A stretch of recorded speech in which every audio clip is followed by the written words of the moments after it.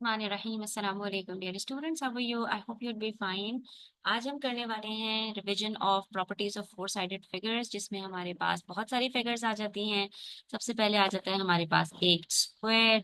Square के बाद आ जाता है हमारे पास रेक्टेंगल। रेक्टेंगल के बाद आ जाता है हमारे पास पैरेललोग्राम। ठीक है। ये सारी शेप्स हमारे पास फोर साइडेड फिगर्स में आ जाती हैं। यानी ये वो शेप्स होती हैं जिसमें हमारे पास फोर साइड्स होती हैं और फोर एंगल्स होता है। फिर हमारे पास एक आ जाता है रोम्बस। फिर हमारे पास एक आ जाता है ट्रेपीजियम। ठीक है। तो ये सारी शेप्स हमारे पास फोर साइडेड फिगर्स में आती हैं, और एक शेप होती है हमारे पास जिसको हम कहते हैं काइट। ठीक है। इन सब में क्या क्या डिफरेंस होता है, सारी चीजों को आज डिटेल से डिस्कस करेंगे, इनसे रिलेटेड क्वेश्चंस करेंगे। तो वीडियो एंड तक देखिएगा, स्किप मत कीजिएगा, और अपने ज्यादा से ज्यादा फ्रेंड्स के साथ शेयर कीजिएगा ताकि ज्यादा से ज्यादा बच्चे इससे बेनिफिट हासिल कर सकें। तो स्टार्ट करते हैं, बिस्मिल्लाहिर्रहमानिर्रहीम। यहाँ पर हमारे पास सबसे पहले कह रहे हैं अ parallelogram is a quadrilateral. Quadrilateral का मतलब होता है, quad means four, lateral means sides. तो वो तमाम फिगर्स जो फोर साइड्स की होती हैं उसको हम क्वाड्रिलेटरल कहते हैं। स्क्वायर भी क्वाड्रिलेटरल है, रेक्टेंगल भी क्वाड्रिलेटरल है, पैरेललोग्राम भी क्वाड्रिलेटरल है। ठीक है। तो ये सारी की सारी शेप्स आपके पास क्वाड्रिलेटरल है। तो यहाँ पर आपसे कह रहे हैं parallelogram is a quadrilateral with pairs of parallel opposite sides. इसका क्या मतलब है कि पैरेललोग्राम के अंदर जो ऑपोजिट साइड्स होती हैं वो आपस में पैरेलल होती हैं। जी हाँ, बिल्कुल सही बात है। पैरेललोग्राम इसको कहते ही इसलिए है कि इसकी जो ऑपोजिट साइड्स होती हैं वो हमेशा पैरेलल होती हैं। और इसमें और ट्रेपीजियम में क्या डिफरेंस होता है कि ट्रेपीजियम में हमारे पास only one pair of opposite sides होते हैं। ठीक है, one pair of parallel opposite sides होती हैं, जबकि पैरेललोग्राम में दोनों पेयर्स वो हमारे पास ऑपोजिट साइड्स होती है। पेयर्स का क्या मतलब है कि ये हमारे पास ये दो लाइंस पैरेलल हैं आपस में, ऑपोजिट साइड्स हैं और ये पैरेलल हैं। इसी तरह से ये जो दोनों ऑपोजिट साइड्स हैं, ऑपोजिट का मतलब होता है एक दूसरे के सामने, आमने सामने, तो ये दोनों जो साइड्स हैं ये भी आपस में पैरेलल हैं। हालांकि ट्रेपीजियम के अंदर हमारे पास क्या होता है, ये लाइन और ये लाइन हमारे पास आपस में पैरेलल होगी। इसके अलावा और ये वाला जो दूसरा पेयर है वो पैरेलल नहीं होगा, जबकि पैरेललोग्राम में दोनों ऑपोजिट साइड्स पैरेलल होती हैं। ठीक है। अच्छा, इसी तरह से रोम्बस के अंदर भी बच्चों याद रखना कि जो ऑपोजिट साइड्स होती हैं वो पैरेलल होती हैं रोम्बस में।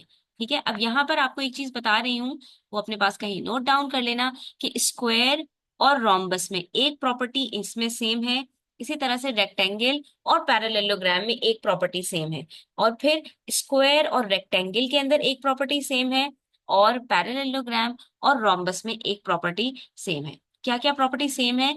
तो स्क्वायर और रोम्बस में दोनों में इक्वल साइड्स होती हैं, all four sides are equal in a square and a rhombus. ठीक है। और opposite sides are equal in a parallelogram and rectangle. ठीक है, इन दोनों में ये प्रॉपर्टी सेम होती है, स्क्वायर और रोम्बस में, पैरेललोग्राम और रेक्टेंगल में। ठीक है। उसके बाद क्या प्रॉपर्टी सेम होती है स्क्वायर और रेक्टेंगल के अंदर? तो स्क्वायर और रेक्टेंगल में all four angles are of 90 degrees. ठीक है। और पैरेललोग्राम और रोम्बस के अंदर क्या प्रॉपर्टी सेम होती है कि opposite angles are equal to each other. इन प्रॉपर्टीज को आप अपने पास लिख लीजिए और याद कर लीजिए, तो ये आपको बहुत ज्यादा हेल्प आउट करेंगे। ठीक है, फिर से रिपीट कर देती हूँ कि स्क्वायर और रोम्बस के अंदर तमाम साइड्स इक्वल होती है, 1 2 3 4। एक साइड की जो लेंथ होगी वही लेंथ बाकी तमाम तीनों साइड्स की होगी। स्क्वायर के अंदर भी ऐसा ही होता है और रोम्बस में भी ऐसा ही होता है। आप ये देख के समझ सकते हो। इसके बाद जो रेक्टेंगल है और पैरेललोग्राम है, इसके अंदर जो ऑपोजिट साइड्स हैं वो एक दूसरे के इक्वल होते हैं, ऑल फोर साइड्स इक्वल नहीं होते, पैरेललोग्राम के अंदर भी और रेक्टेंगल के अंदर भी। ठीक है। उसके बाद स्क्वायर और रेक्टेंगल के अंदर तमाम एंगल्स 90 डिग्रीज के होते हैं, चारों एंगल्स 90 डिग्रीज के होंगे। तो बीच में अगर कोई डायगोनल बनेगा तो क्या होगा कि उसका जो सम होगा वो 90 डिग्रीज होगा। और पैरेललोग्राम और रोम्बस के अंदर जो ऑपोजिट एंगल्स होते हैं वो इक्वल होते हैं, यानी अगर एक एंगल मेरे पास यहाँ पर 120 डिग्रीज का है तो दूसरा एंगल भी 120 का होगा जो उसके ऑपोजिट है। ठीक है। और चारों एंगल्स को प्लस करके आंसर क्वाड्रिलेटरल में हमेशा 360 आता है। ये तमाम क्वाड्रिलेटरल्स की कॉमन प्रॉपर्टी है। यानी कोई सा भी क्वाड्रिलेटरल हो, square, rectangle, parallelogram, rhombus, trapezium, kite, या कोई सा और क्वाड्रिलेटरल जिसके साइड चार साइड्स होंगे, उसके सम ऑफ एंगल्स हमेशा 360 डिग्रीज होगा। ठीक है, तो पैरेललोग्राम के अंदर जो दो एंगल्स एक साथ होते हैं उनका सम 180 होता है। तो अगर एक 120 है तो दूसरा 60 डिग्रीज होगा। ठीक है, और इसी तरह से रोम्बस के अंदर भी जो आपके पास ऑपोजिट एंगल्स होते हैं वो इक्वल होते हैं। अगर आपके पास एक एंगल यहाँ पर 100 डिग्रीज का है तो दूसरा भी ऑपोजिट में 100 का होगा, और बाकी जो दोनों बचेंगे वो 80 और 80 के होंगे, क्योंकि दो एंगल्स को प्लस करके आंसर 180 आता है, जो साथ साथ होते हैं एडजेसेंट एंगल्स कहते हैं इसको। और जो आमने सामने एंगल्स होते हैं उसको ऑपोजिट एंगल्स कहते हैं। ठीक है, उसके बाद हमसे कह रहे हैं the parallelogram, the dash of parallelogram are equal in length. Parallelogram की क्या चीजें इक्वल होती हैं लेंथ में? The opposite sides. ठीक है, तो यहाँ पर हमारे पास क्या आएगा? The opposite sides of a parallelogram. अभी हमने पढ़ा कि जो ऑपोजिट साइड्स होती है पैरेललोग्राम की, उनकी लेंथ बराबर होती है। ठीक है, अच्छा, जैसे कि रेक्टेंगल के अंदर बराबर होती है, तो आपके पास अभी इस तरह का एक क्वेश्चन आएगा कि rectangle is a special type of a parallelogram. Rectangle भी एक तरह का पैरेललोग्राम होता है, बस उसमें डिफरेंस क्या होता है कि रेक्टेंगल में तमाम एंगल्स 90 डिग्रीज के होते हैं। ठीक है, parallelogram can be dash if all sides are equal. Parallelogram के अगर चारों साइड्स इक्वल हो जाएंगे तो वो क्या बनेगा? वो रोम्बस बन जाएगा। ठीक है, वो रेक्टेंगल नहीं बनेगा, क्योंकि रेक्टेंगल के फोर साइड्स इक्वल नहीं होते। ना ही वो स्क्वायर बनेगा, क्योंकि पैरेललोग्राम के अंदर एंगल्स 90 डिग्री के नहीं होते, और स्क्वायर के अंदर एंगल्स 90 डिग्री के होते हैं। हाँ, अगर एक पैरेललोग्राम के चारों साइड्स बराबर हो जाएंगे तो उसकी सारी प्रॉपर्टीज वही होती हैं जो एक रोम्बस की होती हैं, तो वो एक रोम्बस में चेंज हो जाएगा। इसी तरह से अगर एक रेक्टेंगल की चारों साइड्स इक्वल हो जाएंगी तो वो एक स्क्वायर बन जाएगा। ठीक है, उसके बाद कह रहे हैं a parallelogram has dash right angles. Parallelogram के अंदर हमारे पास कोई भी राइट एंगल नहीं होता। ठीक है, a rhombus has dash pairs of opposite angles that are equal. तो two pairs of opposite angles, pairs के अंदर आपके पास दो एंगल्स आते हैं, तो ऑपोजिट एंगल्स की बात कर रहे हैं, तो एक पेयर ऑफ ऑपोजिट एंगल्स भी इक्वल होता है, और जो दूसरा पेयर होता है वो भी इक्वल होता है। जैसे कि आपने यहाँ पर देखा कि हमारे पास दो एंगल्स 100 के हैं, एक पेयर हो गया, और बाकी दोनों एंगल्स 80 के हैं, वो भी एक पेयर हो गया। तो इस तरह से दो पेयर्स आपके पास बनते हैं। ठीक है, अच्छा, उसके बाद है the sum of angles in a rhombus. तो यहाँ पर आपको मैंने अभी बताया कि the sum of angles in every quadrilateral, be it square, rectangle, parallelogram और एनी अदर, इज 360 डिग्रीज। ठीक है, तमाम के तमाम जितने भी क्वाड्रिलेटरल्स हैं उसके एंगल्स का सम 360 डिग्रीज होता है। A rhombus is special type of, एक रोम्बस स्पेशल टाइप ऑफ क्या है? पैरेललोग्राम।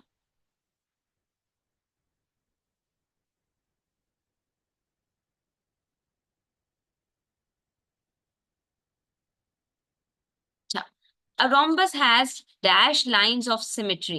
लाइंस ऑफ सिमेट्री का क्या मतलब होता है बच्चों? पहले ये आप समझ लो, फिर आपको ये चीज इजी हो जाएगी। अच्छा देखो, ये हमारे पास एक रोम्बस है फॉर एग्जांपल। ठीक है, इसके अंदर लाइंस ऑफ सिमेट्री का मतलब ये होता है कि एक एंड से दूसरे एंड तक, ऑपोजिट एंड तक इस तरह लाइन बनाएं कि आपके पास जो शेप है वो दो इक्वल पार्ट्स के अंदर डिवाइड हो जाए। ठीक है, इस लाइन को कहते हैं सिमेट्री। यानी अगर मैं इसको फोल्ड कर दूं बीच में से, तो एक दूसरे के ऊपर बिल्कुल इस तरह से आ जाए। ठीक है, कि आपके पास इस तरह से ट्राइंगल बन जाए। तो जो रोम्बस होता है, तो रोम्बस के अंदर अगर आप एक ये इस तरह से लाइन बनाएं और दूसरी ऑपोजिट एंड से लाइन बनाएं बच्चों, तो ये दोनों सूरतों में आपके पास इस तरह से बनेगा कि जब आप उसको फोल्ड करेंगे तो आपके पास एक ट्राइएंगल बन जाएगा। ठीक है, जबकि पैरेललोग्राम के अंदर ऐसा नहीं होता। पैरेललोग्राम के अंदर अगर आप इसको फोल्ड, अगर आप यहाँ पे लाइन ऑफ सिमेट्री बनाएंगे ना, लाइन बनाएंगे यहाँ पर, तो ये लाइन ऑफ सिमेट्री नहीं बनेगी, क्योंकि इस सिचुएशन में आपके पास जो दो ट्राइएंगल्स बनेंगे वो कुछ इस तरह से बनेंगे, एक दूसरे के ऊपर नहीं आएंगे। आप इसको एक्सपेरिमेंट करके देखोगे तो ये आपको और अच्छे तरीके से समझ में आ जाएगा। ठीक है, तो हमारे पास रोम्बस के अंदर टू लाइंस ऑफ सिमेट्री होती है। अगर स्क्वायर की बात करें तो हमारे पास स्क्वायर के अंदर फोर लाइंस ऑफ सिमेट्री होती है। कैसे? एक तो ये डायगोनल लाइन, इससे दो राइट इनके पास ट्रायंगल्स बनेंगे। इसी तरह से ये भी एक लाइन ऑफ सिमेट्री है। फिर इसके बाद बीच में भी इसके बाद जो है वो लाइन ऑफ सिमेट्री बनती है, क्योंकि अगर हम इसको बीच में से इस तरह से फोल्ड करेंगे तो हमारे पास दो रेक्टेंगल्स बन जाएंगे। या इसी तरह से एक वर्टिकल लाइन भी हम बना सकते हैं। तो स्क्वायर के अंदर हमारे पास फोर लाइंस ऑफ सिमेट्री होती है। और इसी तरह से अगर रेक्टेंगल की बात करें तो रेक्टेंगल में हमारे पास कितनी लाइंस ऑफ सिमेट्री होंगी, ये भी चेक कर लेते हैं बच्चों। इसके अंदर हमारे पास एक लाइन ऑफ सिमेट्री तो ये बनेगी बीच में, एक लाइन ऑफ सिमेट्री हमारे पास ये बनेगी। क्या ये लाइन ऑफ सिमेट्री बनेगी? नहीं।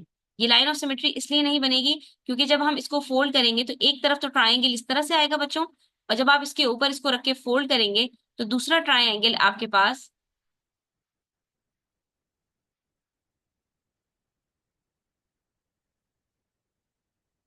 इस तरह से।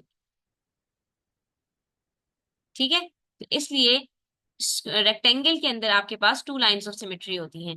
पैरेललोग्राम में no line of symmetry, rhombus और रेक्टेंगल के अंदर two lines of symmetry, square के अंदर फोर लाइंस ऑफ सिमेट्री। ठीक है। ट्रेपीजियम के अंदर हमारे पास कितने पेयर ऑफ पैरेलल साइड्स होते हैं? तो सिर्फ वन, क्योंकि अभी हमने यहाँ पर डिस्कस किया था कि ट्रेपीजियम के अंदर और पैरेललोग्राम में यही डिफरेंस है कि पैरेललोग्राम में ऑपोजिट साइड्स पैरेलल होती हैं, लेकिन ट्रेपीजियम में only one set of opposite sides या one pair of opposite sides equal होती हैं। यहाँ पर हमारे पास आंसर वन आ जाएगा। अच्छा, उसके बाद हमारे पास कुछ मल्टीपल चॉइस क्वेश्चंस हैं, इसी तरह के हैं।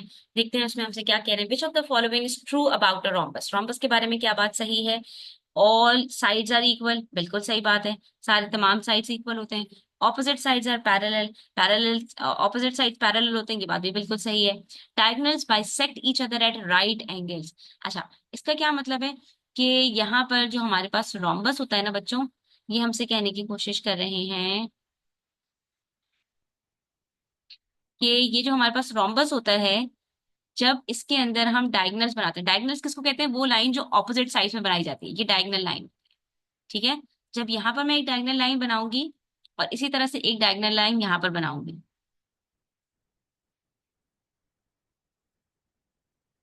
तो क्या होगा? ये डायगोनल लाइंस कहलाती हैं जो ऑपोजिट साइड में बनाते हैं। तो वो कह रहे हैं कि जब आप डायगोनल लाइंस बनाते हैं तो वो राइट एंगल पर बाइसेक्ट करते हैं। बाइसेक्ट का क्या मतलब है कि ये जो बीच में आपके पास एंगल्स बन रहे होते हैं, ये 90 डिग्री के एंगल्स होते हैं। तो ये बात भी बिल्कुल सही है। जब दो डायगोनल लाइंस एक रोम्बस के अंदर मिलेंगी आपस में तो उनके बीच में 90 डिग्री के एंगल बनेंगे। तो यहाँ पर हमारे पास क्योंकि तीनों बातें सही हैं, तो हम यहाँ पर क्या कहेंगे? All of the above. Which of the following is not a property of a rhombus? अब पूछ रहे हैं रोम्बस की प्रॉपर्टी कौन सी वाली नहीं है? ऑल एंगल्स आर 90 डिग्री, हरगिज नहीं, ये प्रॉपर्टी रोम्बस की नहीं होती। तो ये पहला ही ऑप्शन हमारे पास करेक्ट होगा। उसके बाद diagonals bisect each other eight 90, ये तो अभी हमने देख लिया कि ये बात तो रोम्बस के लिए सही है। हमसे पूछ रहे हैं कौन सी प्रॉपर्टी सही नहीं है, तो ये वाली बात तो नहीं आ सकती। All sides are of equal length, ये भी हमने अभी देख लिया कि रोम्बस के तमाम साइड्स इक्वल होती है, तो ये भी नहीं हो सकता। Opposite angles are equal, opposite angles बराबर होते हैं, ये बात भी हम पहले ही देख चुके हैं कि हमारे पास अगर एक एंगल यहाँ पर 100 डिग्रीज का है तो दूसरा भी 100 का होगा, एक 80 का है तो दूसरा भी 80 का होगा। तो ये बात भी जो है वो हमारे पास सही है। और हमसे पूछा है कौन सी बात सही नहीं है, तो सिर्फ ऑप्शन ए हमारे पास करेक्ट है। उसके बाद कह रहे हैं a rhombus is also a parallelogram. एक रोम्बस एक पैरेललोग्राम भी होता है, क्यों? उसकी वजह क्या है? तो पैरेललोग्राम वो इसलिए होता है, आपको ये बात पता होनी चाहिए कि एक पैरेललोग्राम की बात करें और एक रोम्बस की बात करें तो हमने ये डिस्कस किया था कि Parel rhombus is a special type of a parallelogram, क्योंकि दोनों के अंदर हमारे पास जो ऑपोजिट साइड्स होते हैं वो पैरेलल होते हैं। ठीक है, जैसे कि एक रेक्टेंगल के अंदर होते हैं। तो a rectangle and a rhombus both are special types of parallelogram। अब देखते हैं हमें यहाँ पर इन्होंने क्या क्या रीजंस दिए हैं। ऑल एंगल्स आर इक्वल, तो कोई भी एंगल इक्वल तो होता ही नहीं है, सिर्फ ऑपोजिट एंगल्स इक्वल होते हैं। तो ना पैरेललोग्राम के अंदर और ना रोम्बस, तो ये बात तो हो ही नहीं सकती। ऑल साइड्स आर इक्वल, लेकिन ऑल साइड्स आर इक्वल की वजह से ये स्क्वायर जैसा होता है, लेकिन पैरेललोग्राम जैसा इसलिए नहीं होता कि इसके तमाम साइड्स इक्वल होते हैं, क्योंकि पैरेललोग्राम के सिर्फ ऑपोजिट साइड्स इक्वल होते हैं। ऑपोजिट साइड्स आर पैरेलल, तो ये बात अभी मैंने आपको बताई कि ऑपोजिट साइड्स पैरेलल होने की वजह से रोम्बस एक पैरेललोग्राम कहलाता है। उसके बाद which of the following shape is a parallelogram. अब इसके अलावा और कौन सा पैरेललोग्राम होता है, तो हमने अभी डिस्कस किया था कि रेक्टेंगल भी एक तरह का पैरेललोग्राम होता है, क्योंकि जिस जिस शेप के अंदर पैरेलल लाइंस आएंगी, ऑपोजिट साइड्स अगर पैरेलल होंगी, तो वो आपके पास पैरेललोग्राम ही की कैटेगरी में फॉल करेगा। चाहे वो रेक्टेंगल हो, चाहे वो स्क्वायर हो, चाहे वो रोम्बस हो, ये सारे भी पैरेललोग्राम्स ही होते हैं। अब इसके अंदर हमारे पास ट्राइंगल है, ट्राइंगल तो कहीं से भी पैरेललोग्राम नहीं हो सकता, क्योंकि उसमें होती ही तीन साइड्स हैं। ठीक है, सर्कल है, सर्कल में होती ही नहीं है कोई साइड, सिर्फ एक कर्व जो है वो शेप है ये। पेंटागन है, पेंटागन के अंदर हमारे पास 5 साइड होती है, इसमें भी कोई साइड किसी की पैरेलल नहीं होती, तो ये भी हमारे पास इस कैटेगरी के अंदर फॉल नहीं कर सकती। ठीक है, तो हमारे पास क्या बचा, सिर्फ एक रेक्टेंगल बचा। पेंटागन का मतलब होता है 5 sided shape. In a parallelogram opposite sides are equal and parallel. जो ऑपोजिट साइड्स होती हैं पैरेललोग्राम के अंदर, वो बराबर भी होती हैं और पैरेलल भी होती हैं। इसके अंदर ऑप्शन बी करेक्ट होगा। In a parallelogram opposite angles are equal. जो पैरेललोग्राम है अभी हमने डिस्कस किया था, इसमें जो ऑपोजिट एंगल्स हैं वो हमेशा बराबर होंगे। एक एंगल अगर 80 का है, दूसरा भी 80 का होगा। एक 100 का है तो दूसरा भी 100 का होगा। ठीक है, दोनों पेयर्स ऑफ ऑपोजिट एंगल्स बराबर होते हैं।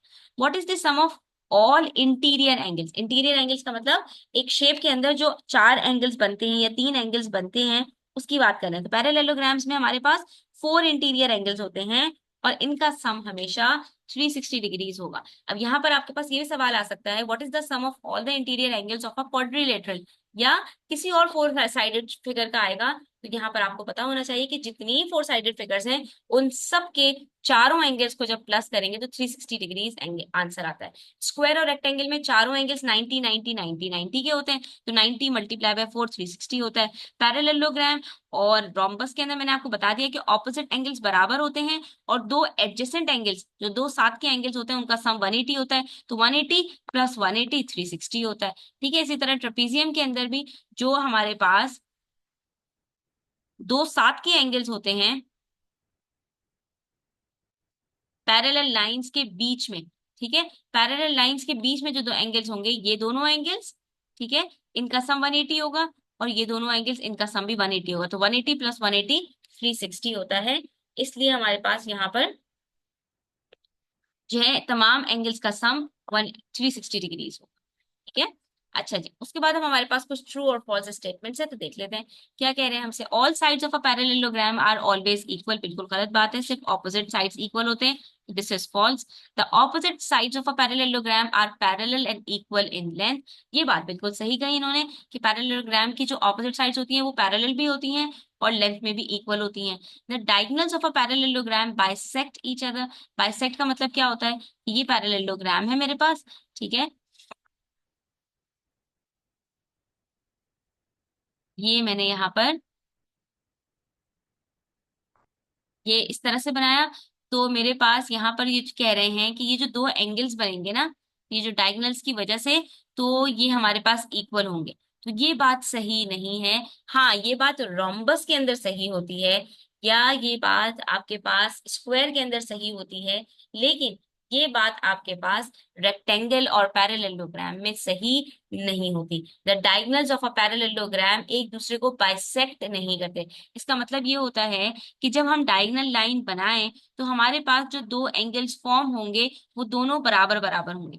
यानी अगर बिलफर्स में यहाँ पर ये दो एंगल्स बनाऊं, ठीक है, तो पहले अगर ये एंगल पूरा 80 डिग्रीज का था, तो अब ऐसा नहीं होगा कि ये दोनों 40 40 के हो जाए, बल्कि ये ऊपर वाला एंगल 40 से थोड़ा ज्यादा होगा, नीचे वाला एंगल 40 से थोड़ा कम होगा, तो ये एंगल्स एक दूसरे को बाइसेक्ट नहीं करते। ठीक है, a rectangle is a special type of parallelogram, ये बार बार हम डिस्कस कर चुके हैं इस बात को। ट्रू है। The sum of angles in a parallelogram is 360, ये भी डिस्कस कर चुके हैं, ये भी ट्रू है। The diagonals of a parallelogram are always of equal length, ये बात भी गलत है, क्योंकि आप यहाँ पर गौर से देखो कि ये वाली जो डायगोनल लाइन है ये लंबी है, और आप ये बनाकर देखना, कोई सा भी पैरेललोग्राम आप बनाओगे तो इसके अंदर एक वाली जो डायगोनल होगी वो दूसरी वाली डायगोनल से ज्यादा बड़ी होगी। ठीक है, क्योंकि यहाँ पर क्योंकि जो आपके पास साइड्स है ना, ये दोनों साइड्स जब बराबर नहीं है तो इनके जो डायगोनल्स हैं वो भी आपस में बराबर नहीं। ठीक है, द एडजेसेंट एंगल्स का मतलब होता है दो साथ साथ के एंगल्स, ये दोनों एडजेसेंट एंगल्स हैं। इसी तरह से ये दोनों एडजेसेंट एंगल्स हैं, इसी तरह से ये दोनों एडजेसेंट एंगल्स हैं, और ये दोनों भी एडजेसेंट एंगल्स। ठीक है, दो साथ साथ के एंगल्स को एडजेसेंट कहते हैं। The adjacent angles in a parallelogram are supplementary at up to 180 degrees. तो ये बात मैंने अभी आपको बताई थी कि एक पैरेललोग्राम के अंदर दो एंगल्स को, कोई से भी दो एंगल्स को उठा लें, इनको जब आप प्लस करोगे तो आंसर 180 आएगा। चाहे इन दोनों को उठा लो, चाहे इन दोनों को उठा लो, इनका सम 180 होगा। दोनों को प्लस करके, जो दो साथ साथ के एंगल्स हैं उनको प्लस करके आंसर 180 आता है। एक पैरेललोग्राम के अंदर भी, एक रोम्बस के अंदर भी, और ट्रेपीजियम के अंदर वो दो एंगल सप्लीमेंट्री होते हैं जो दो पैरेलल लाइंस के बीच में होते हैं। यानी कि ये दोनों एंगल्स को प्लस करके आंसर 180 आएगा, और इन दोनों को प्लस करके आंसर 180 आएगा। लेकिन इन दोनों को प्लस करके आंसर 180 नहीं आएगा। हालांकि पैरेललोग्राम के अंदर कोई से भी दो एंगल्स को आप उठा लें, इन दोनों को उठा लें, चाहे इन दोनों को उठा लें, दोनों सिचुएशंस में आपके पास आंसर 180 आएगा, क्योंकि यहाँ पर to pairs of parallel lines होती हैं। ट्रेपीजियम में सिर्फ one pair of parallel lines होती हैं। ठीक है, ये प्रॉपर्टी पैरेलल लाइंस की वजह से होती है। नेक्स्ट हमसे कह रहे हैं parallelogram can never have four equal sides. क्यों नहीं भाई, अभी तो हमने कहा कि जो रोम्बस है उसके अंदर ऑल फोर साइड्स इक्वल होती हैं, और रोम्बस भी एक तरह का पैरेललोग्राम होता है। तो ये बात तो बिल्कुल भी सही नहीं है, उसके अंदर हो सकती है। A trapezium has all sides equal, ये बात बिल्कुल गलत कही, क्योंकि ट्रेपीजियम के अंदर none of the sides are equal to each other. और उसके बाद the properties of rhombus are similar to the properties of trapezium, हरगिज नहीं, the properties of rhombus are similar to the properties of parallelogram. ये बात बिल्कुल false है। ठीक है, अच्छा, उसके बाद हमारे पास एक क्वेश्चन है स्टूडेंट, इसमें हमसे कह रहे हैं find the unknown angle and justify your answer. अब आपके पास ये एक पैरेललोग्राम दिया हुआ है, और आपको unknown angle x find out करना है। ठीक है, और आपको एक एंगल 110 दिया हुआ है, फिर एक डायगोनल लाइन बनाई हुई है, और उसके अंदर 30 डिग्रीज का एंगल है। तो सबसे पहले आपके पास यहाँ पर एंगल दिया हुआ है DAB। आप यहाँ पर क्या लिखोगे, गिवन एंगल DAB। DAB का मतलब D से शुरू हो रहा है, A सेंटर है, और B के ऊपर एंड हो रहा है। ये एंगल आपके पास 110 डिग्रीज है। अभी हमने पढ़ा था कि पैरेललोग्राम के अंदर जो ऑपोजिट एंगल्स होते हैं वो बराबर होते हैं। तो हम यहाँ पर कह सकते हैं कि angle DCB is equals to 110 degrees, और यहाँ पर हम लिख देंगे ऑपोजिट एंगल्स आर इक्वल। ठीक है, ये एक पैरेललोग्राम है, पैरेललोग्राम के अंदर ऑपोजिट एंगल्स इक्वल होते हैं, तो ये वाला एंगल हमारे पास 110 डिग्रीज होगा। अब उसके बाद अगर आप गौर करो बच्चों, तो ये आपके पास एक अदर ट्राई एंगल बन जाता है जब अगर हम डायगोनल लाइन बनाते हैं तो। और इसकी वजह से हमें क्या फायदा होगा, हमें ये बात पहले से पता है कि sum of angles in a triangle is equals to 180 degrees. एक ट्रायंगल में जब भी दो एंगल्स पता होंगे, तीसरा एंगल पता लगाना कुछ भी मुश्किल नहीं है। आपने हमेशा इसको इसी तरह से सॉल्व करना है। क्या करोगे आप यहाँ पर लिखोगे कि in triangle BCD angle x is equals to 180 minus 30 minus 110। चाहे आप 110 और 30 को पहले प्लस कर लो, आंसर 140 आएगा। ठीक है, और 140 को 80 के साथ माइनस कर लो, आपके पास 40 आंसर आएगा। और चाहे आप दोनों को अलग अलग 180 के साथ माइनस कर लो, 180 को पहले 30 से माइनस करेंगे, आंसर 150 आएगा। ठीक है, 150 को मजीद 110 के साथ सब्ट्रैक्ट करेंगे तो आंसर 40 आएगा। दोनों सिचुएशन में आंसर आपके पास सेम आएगा, क्योंकि यहाँ पर आपके पास तीनों एंगल्स का सम 180 आता है। तो ये एंगल x आपके पास 40 डिग्रीज हो गया।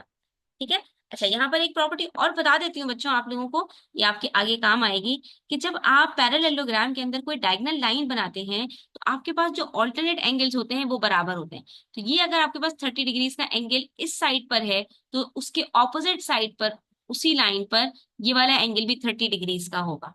ठीक है, तो अब ये वाला एंगल पता लगाने के लिए आप ये भी कह सकते हो कि आपके पास ये जो एंगल ABD है, ए से शुरू होके बी और बी के बाद डी, ये जो है आपके पास 30 डिग्रीज है, इसको प्लस करें, प्लस एक्स करें, एक्स जो हमको पता नहीं है, प्लस 110 करें। तो क्योंकि यहाँ पर ये दोनों एंगल्स मैंने आपको बताया था प्लस करके आंसर हमेशा 180 आता है, और इन्होंने एक साइड को स्प्लिट कर दिया दो एंगल्स में, तो इन तीनों को मिलाकर, ठीक है, ये जो दो एंगल्स एक पॉइंट बी पर है और ये जो पॉइंट सी पर एक एंगल है, इन तीनों को मिलाकर भी आंसर 180 आएगा। जिसमें से अगर दो एंगल्स आपको पता है तो तीसरा एंगल आप इजीली फाइंड आउट कर सकते हो। ये भी वही बात हो गई, 110 और 30 को प्लस करके आंसर फिर वही 140 आएगा, और 140 को जब 180 में से सब्ट्रैक्ट करेंगे तो फाइनल आंसर आपके पास 40 आ जाएगा। ठीक है, तो जो भी मेथड आपको इजी लगे आप इसमें उसको यूज करके इसको सॉल्व कर सकते हैं। तो आज के लिए इतना ही। आई होप कि आपको ये सारी चीजें समझ में आई होंगी। स्टिल कोई क्वेश्चंस हो, क्वेरीज हो, आप कमेंट सेक्शन में भी पूछ सकते हैं, मेरे व्हाट्सएप पर भी कांटेक्ट कर सकते हैं। अपना ख्याल रखें। चैनल पर नए हैं तो सब्सक्राइब करते जाएं। मैं फिर कहूंगी कि ज्यादा से ज्यादा बच्चों से शेयर करें इसको, ताकि ज्यादा से बच्चे इससे बेनिफिट उठा सकें। अपना ख्याल रखें। अल्लाह हाफिज।